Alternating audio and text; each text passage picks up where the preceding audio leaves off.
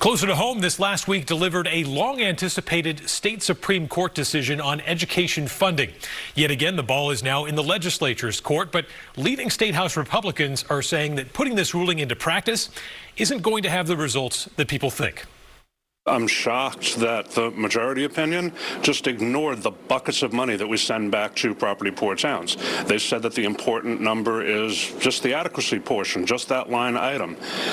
I hope the people that supported this lawsuit understand what would happen. It's very easy for us to do exactly what the court said.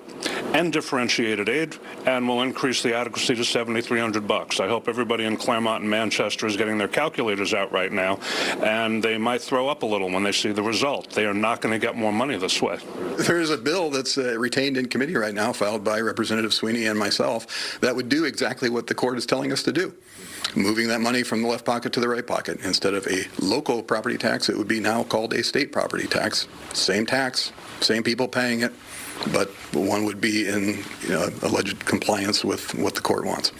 What do you think the fate of that's the swept bill, right? What do you think the fate of that bill is going to be ultimately? Is that something that gets revived here because of this? Or?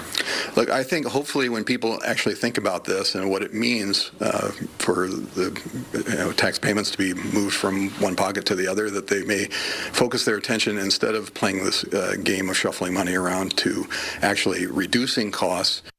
Democrats see the Supreme Court decision very differently. They say it is a roadmap for future policy with a clear baseline for per-pupil funding. That wraps up this edition of Close Up New Hampshire. Thanks for watching. Have a great rest of your holiday weekend.